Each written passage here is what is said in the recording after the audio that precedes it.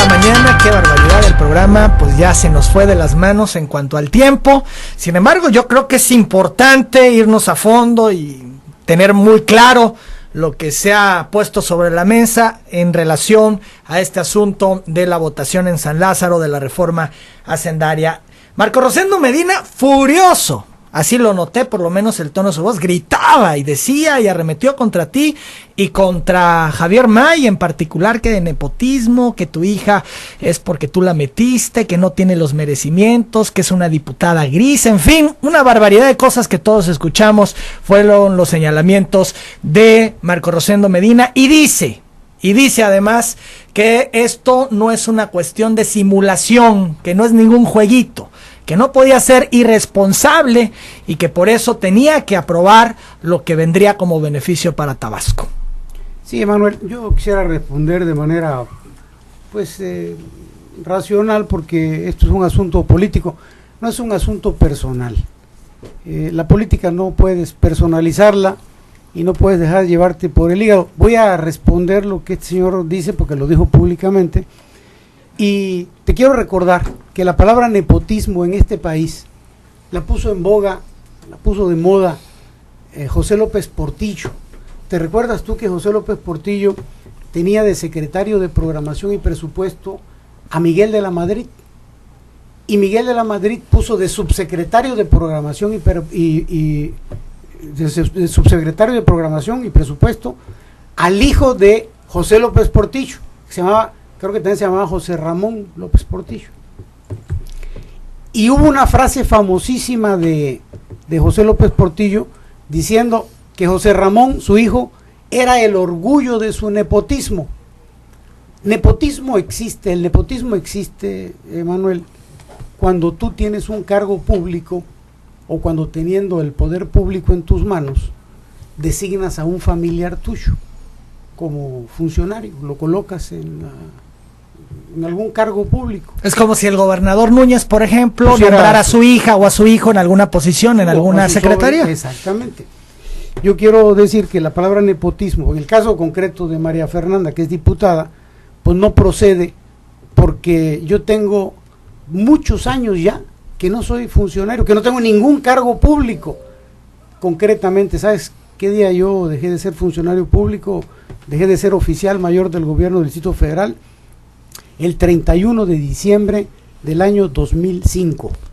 Estás hablando de que cuando postularon a María Fernanda, tenía yo 7 años ya que no era funcionario público. Sin embargo, bueno, entendamos que estaba muy enojado Marco Rosendo, y cuando uno está muy enojado y sale a dar una posición, pues muchas veces dices cosas que pues tal vez no sean exactas en el caso del nepotismo, pero lo que sí puntualiza es que tú la ayudaste, que tú con tus influencias, podríamos entenderlo, la hiciste diputada, porque fue diputada plurinominal. Te doy mi palabra, Emanuel, de que no fue así. Que no tiene méritos, que no la conocían, que habían otros jóvenes a los que desplazó. Te voy a explicar lo que ocurrió. Había una posición plurinominal que le correspondía a Tabasco, y estaban las negociaciones, porque así se dan en el PRD, estaban las negociaciones para que a Tabasco le correspondiera una diputación federal en un buen lugar en la lista, y aquí se pretendía impulsar a un compañero, pero en otras partes del país también habían intereses de poner un hombre en la lista de plurinominales, y se fue extendiendo la disputa. No le daban a Tabasco, al PRD de Tabasco, no le daban el lugar para uno de los compañeros que aparentemente el PRD pues estaba solicitando o que merecía el PRD.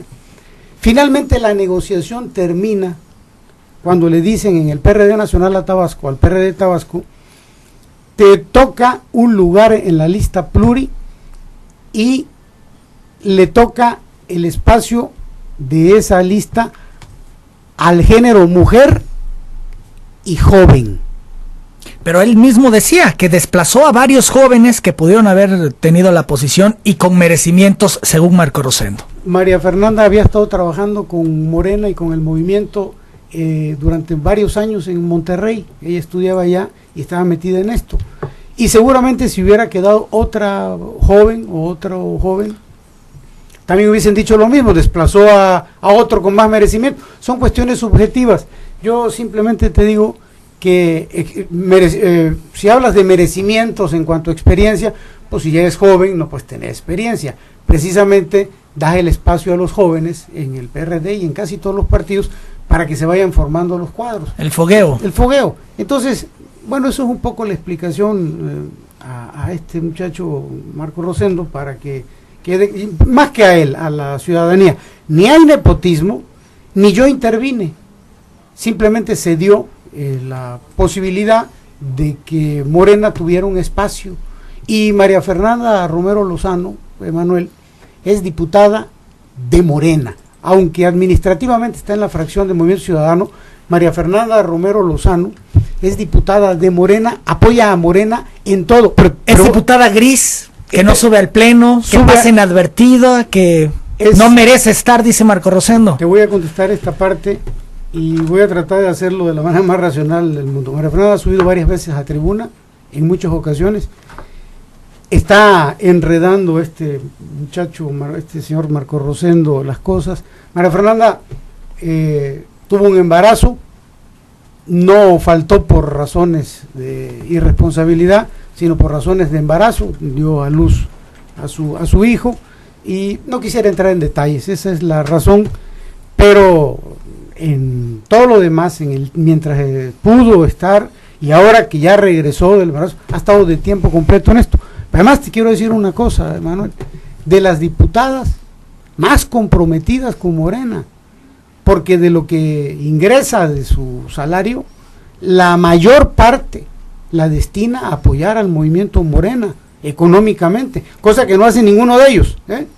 O sea, si alguien tiene compromiso aquí, y hay, en el caso de Tabasco, hay 2 diputadas que apoyan con recursos. ¿Que son quiénes? María Fernanda Méndez Denis y María Fernanda Romero Lozano. Entonces, lo digo porque también eso de que obras son amores, es decir, responsabilidad, compromiso, pero de sobra. ¿Marco Rosendo no apoya a Morena? Hasta donde yo entiendo, no lo sé ni me quiero meter, pero... por lo menos en Tabasco no. Aquí no. Entonces, eso lo contesto. Lo otro, que hemos estado trabajando, dice él, durante un año para conseguirle recursos a Tabasco. Mira, Emanuel, esto me recuerda a Vicente Fox. Yo no sé si tú te acuerdas que Vicente Fox decía que había que cobrar IVA en alimentos y medicinas, porque desde esa época se venía con esa idea, y esto afectaba a los pobres, pero decía Vicente Fox, sí le voy a cobrar a los pobres, pero se lo voy a devolver copeteado. O sea, sí te voy a cobrar más, pero te lo voy a devolver copeteado, te voy a dar más. Y el razonamiento era, si me vas a cobrar impuestos, no me devuelvas nada, mejor no me cobres, déjame como estoy. Si para conseguir dinero para el estado de Tabasco o para cualquier estado de la República se requiere aumentar impuestos, oye, mejor que no consigan recursos, mejor que planteen un programa de austeridad republicano, un programa de ahorros. De esa manera le respondo esto. Y finalmente le voy a responder lo último. Dice que él hizo lo mismo el año pasado y los diputados hicieron lo mismo, que por qué nos dimos cuenta hasta ahora. No es que hayamos dado cuenta hasta ahora, Emanuel. Es que este año la reforma hacendaria va de la mano con la reforma energética. ¿Qué es lo que va a ocurrir con la reforma energética, Emanuel? Están queriendo entregar el 50% de la utilidad que genera el petróleo, y eso va a generar un boquete en el presupuesto público nacional. O sea, a nuestro país le quedan $100 libres por barril de petróleo. La idea es que los extranjeros se puedan quedar hasta con $50 por barril. Ese dinero en el día de hoy, hasta el día de hoy, significa casi el 40% del presupuesto público. El día que los extranjeros se lleven la mitad, van a generar un boquete. Por eso quieren el aumento de impuestos, para compensar ese boquete. Por eso en este momento histórico en el país se hace tan importante la reforma hacendaria. ¿Y tú mantienes tu posición que debieron de haber votado en contra, salirse o tomar tribuna? Pero sin duda. Esto es la explicación que da Marco Rosendo. ¿Qué pasa contigo? Yo, mira, para que no se vea que esto es nada personal, Emanuel, que es un asunto personal y de de personas que no tienen nivel o altura. Yo no quiero ponerme al tú por tú a insultar y a decir, meterse en la vida personal. No. Yo voy a contestarte, ya para cerrar, si tú así lo permites, el tema, con algo que no digo yo. Todo lo que está aquí, te decía, viene de la Gaceta Parlamentaria y no lo pudo negar. Él no puede negar todo. Reconoce al final que votó la ley de ingresos. Bueno, entonces no puede negar absolutamente nada. Y le voy a responder, no yo, le va a responder el propio grupo de diputados del PRD que no se prestaron a la aprobación de la reforma hacendaria. Mira, hay un desplegado que publicaron unos diputados del PRD que no votaron. Te decía yo que los diputados del PRD son como 100 y que hay como 22 o 23 que no están de acuerdo con los 72 o 73 o 74 que votan junto con el PRI. Y sacaron un desplegado que dice, ¿me permites leerlo? Sí, adelante. Dice, ¿por qué votamos en contra de la reforma hacendaria? Los diputados del PRD, los poquitos que votaron en contra. Dice, las diputadas y los diputados federales del Partido de la Revolución Democrática que votamos en contra de la reforma hacendaria, fuimos congruentes con nuestros principios en defensa de la economía de los mexicanos. Sigue diciendo el comunicado. Rechazamos la actitud de quienes desdeñan la institucionalidad del Poder Legislativo y lo convierten en un espacio de intercambio de favores, dejando a un lado los intereses de las y los mexicanos. Es vergonzosa la actitud de quienes intercambiaron su voto conformándose por migajas económicas, porque esa es una forma de renunciar a la defensa de los derechos de todos los mexicanos. ¿Sí queda claro quién lo está diciendo, Emanuel?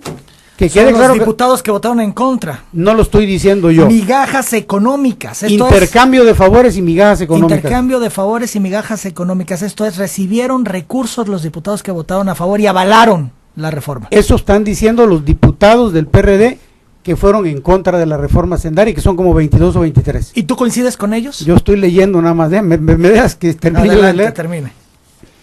Nuestra propuesta, siguen diciendo los diputados, implicaba no solo fortalecer la capacidad recaudatoria del Estado mexicano, sino una reorientación sustantiva de la política económica. Voy a abreviar. Por ello, dice, nos pronunciamos en contra del paquete fiscal porque es simulador, inequitativo e incongruente y afecta a los verdaderos intereses de la sociedad. Nos pronunciamos en contra porque por el fin de los privilegios fiscales y contra la simulación aprobada en la ley del impuesto sobre la renta, en particular en el régimen de consolidación fiscal que no desaparece y mantiene privilegios de 420 empresas controladoras y les otorga 5 años para migrar al régimen. En contra de la escasa progresividad aprobada en el impuesto, en contra de la homologación del IVA a 16% en las fronteras, y ahí se van describiendo en contra. Y finalmente, Manuel, son varias cosas, no, yo sé que tienes problemas de tiempo, no lo voy a leer, creo que lo sustancial ya está dicho, y finalmente esto lo están firmando diputados del PRD que votaron en contra. Dicen, no seremos cómplices de reformas que hundan más al país y afecten la calidad de vida de los ciudadanos.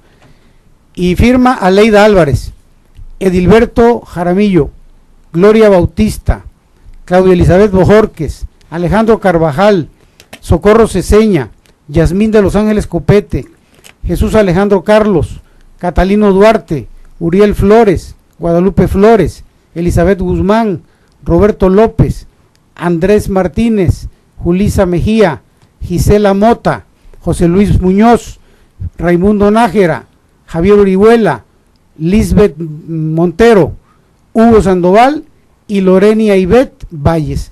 Estos son los que dicen, nosotros votamos en contra porque no estamos a favor de que se convierta la Cámara de Diputados en un espacio de intercambio de favores, e intercambio de votos por migajas económicas. Lo están diciendo ellos, no yo. ¿Tú coincides con esta postura de estos perredistas que votaron en contra? ¿Para ti es así? Yo creo que hay simulación.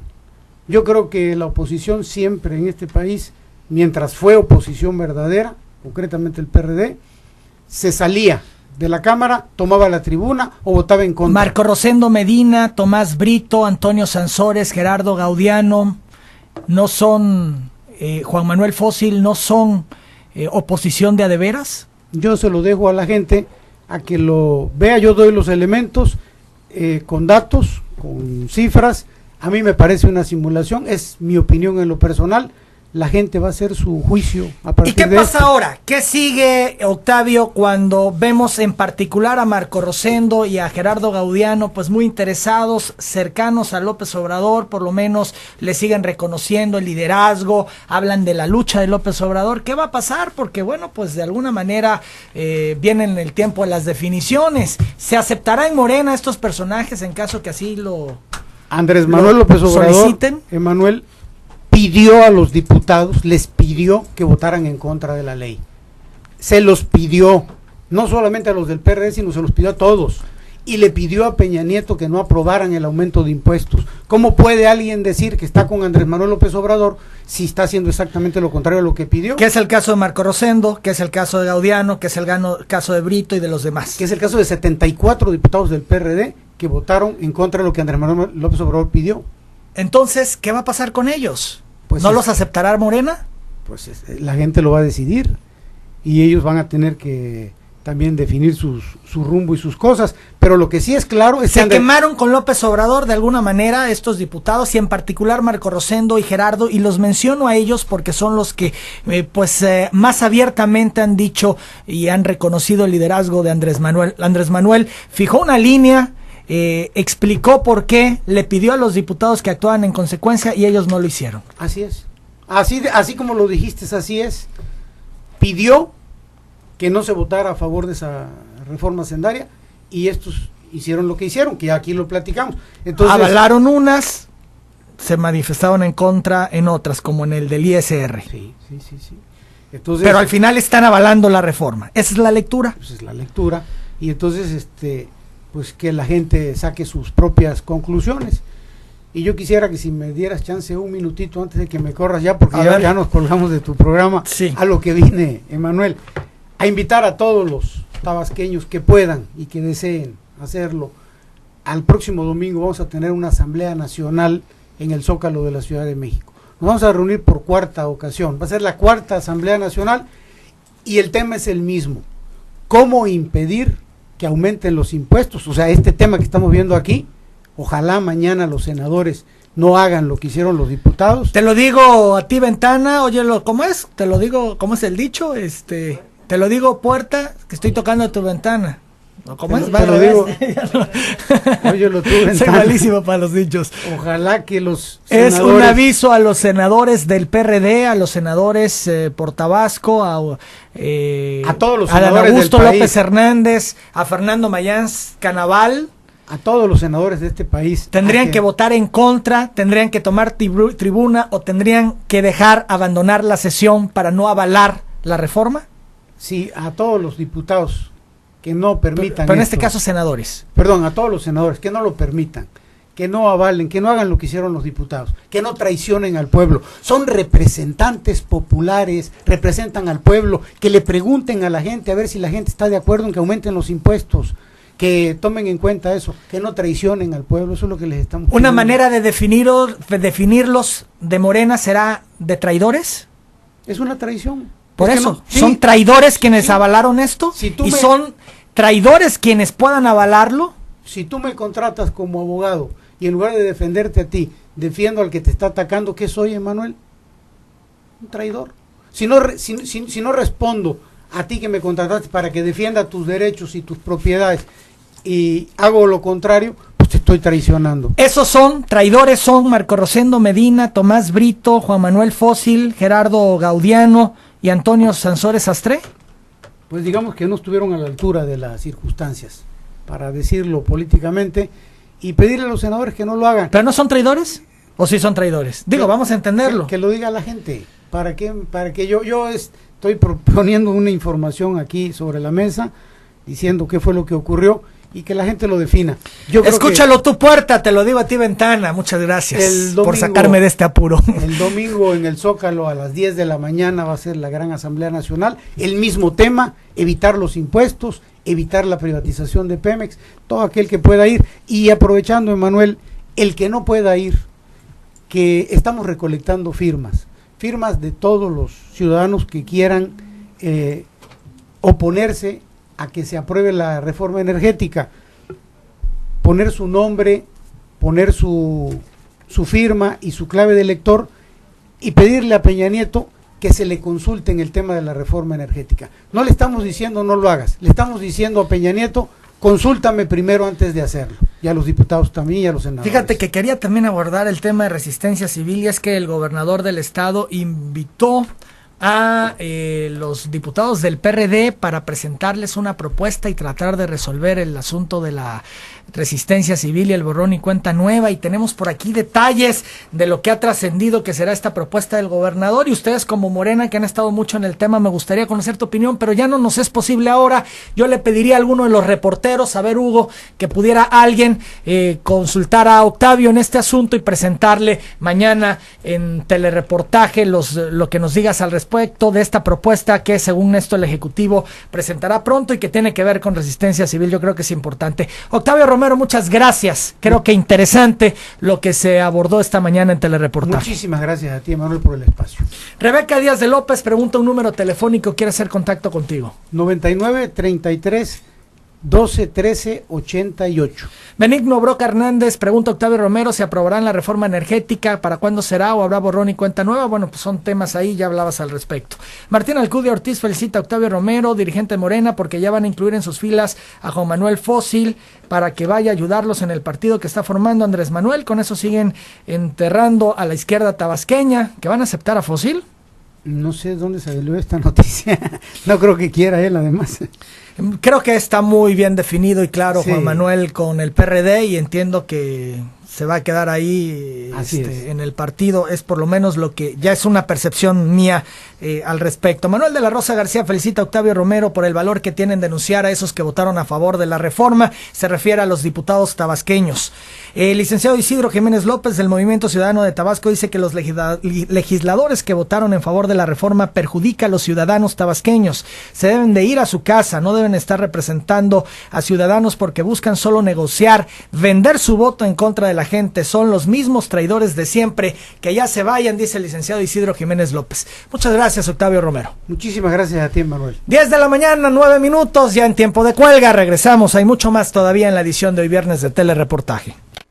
El Ayuntamiento de Huimanguillo y la CERT